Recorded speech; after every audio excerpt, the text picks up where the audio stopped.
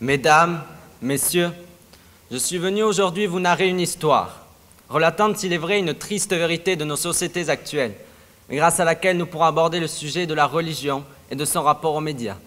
Autrement dit, est-ce que la religion devrait limiter la liberté d'expression? Revenons-en maintenant, je vous prie, à notre histoire. Le 30 septembre 2005, Kurt Westergaard, journaliste danois au Jyllands-Posten, publie, avec 11 autres dessins, une caricature représentant le prophète Mahomet coiffé d'un turban en forme de bombe. Suite à ces événements, le journaliste Westergaard reçoit de nombreuses menaces.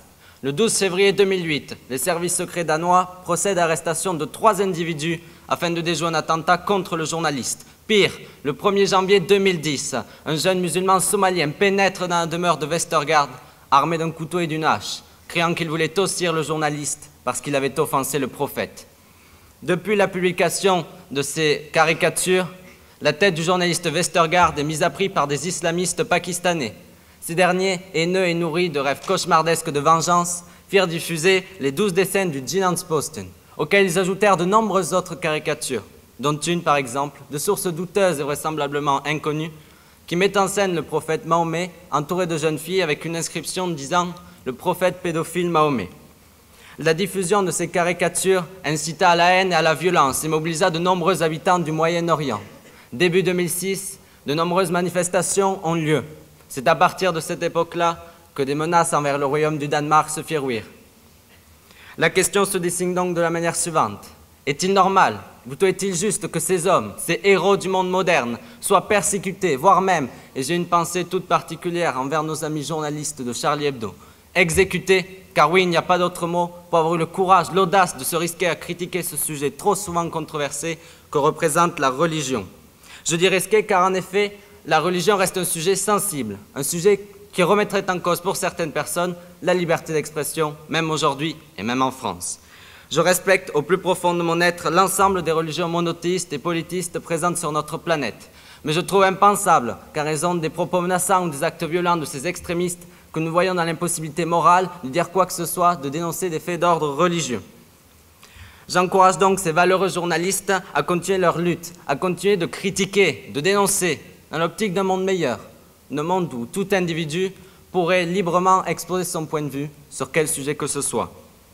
Car oui, l'objectif des journalistes reste principalement aujourd'hui de sensibiliser la population, de lui faire prendre conscience que ce n'est point en évitant de parler de la religion que ces hommes du néant aux pensées radicales ne reviendront pas à nouveau à la charge pour pouvoir semer le trouble dans nos sociétés.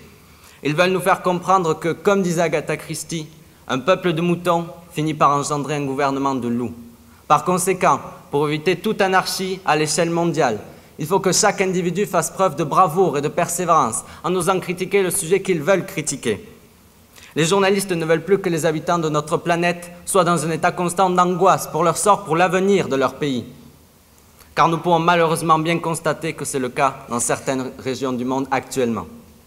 Pour revenir plus près de chez nous, la marche républicaine organisée le 11 janvier 2015 pour commémorer les attentats de Charlie Hebdo n'a mobilisé que 4 millions de personnes sur l'ensemble du territoire français, abritant plus de 65 millions d'individus. C'est la preuve formelle que la France a peur, que la France a déjà vu tant de son sang couler, qu'elle est sur le point de se taire et d'entrer dans un état de résignation. D'après l'article 10 de la Déclaration des droits de l'homme et du citoyen, nul ne doit être inquiété de ses opinions, même religieuses, pourvu que leurs manifestations ne troublent pas l'ordre public établi par la loi. Par conséquent, la religion ne devrait certainement pas constituer un frein à la liberté d'expression. Ce n'est pas en restant muet comme une carpe et sourd comme un pot que la France, et même devrais-je dire l'ensemble des États du monde entier, vont pouvoir faire face à ce terrorisme grandissant. Je souhaite donc terminer en vous disant la chose suivante.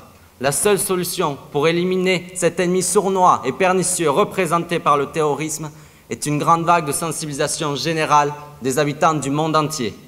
Il faut que nous comprenions tous que le silence qui est en train de s'installer à la surface de notre planète est synonyme d'une mort certaine. Merci, mesdames, messieurs. Je vous remercie de votre attention.